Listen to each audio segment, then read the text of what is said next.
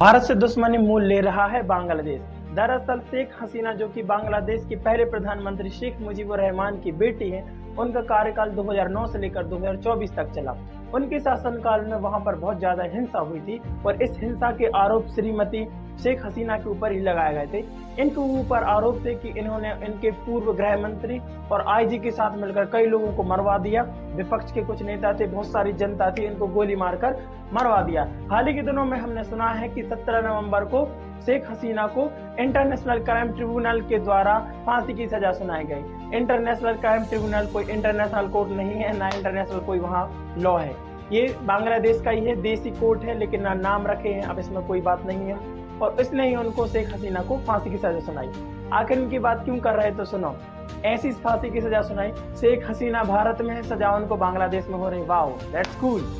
शेख हसीना भारत में है, वो छानबीन वहां हो रहे हैं, बिना किसी आरोपी के, बिना किसी व्यक्ति को कोर्ट में हाजिर नहीं है और आप उनको फांसी की सजा सुना रहा है। ये कितना न्याय संगत लगता है। पॉलिटिकल मामला है।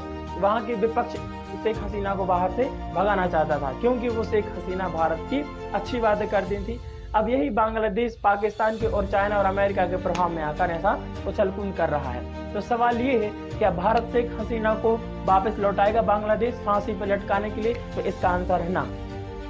दरअसल भारत ही है जिसको कहा जाता है एक्स्ट्राडिशन ट्रीटी है, जो कि 2012 में आई थी और 2017 में इसमें संशोधन हुआ था।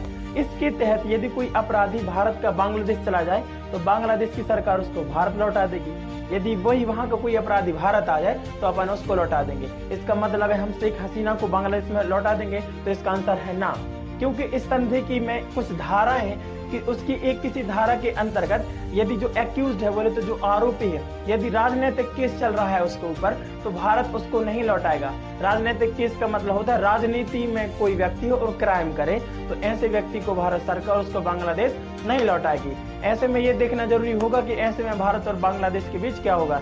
लेकिन एक बात तो तय है, बांग्लादेश ने पाकिस्तान के साथ ऐसा कर लिया है, चाइना के साथ कर लिया है, जिससे भारत और बांग्लादेश के संबंध जरूर खराब हो गए।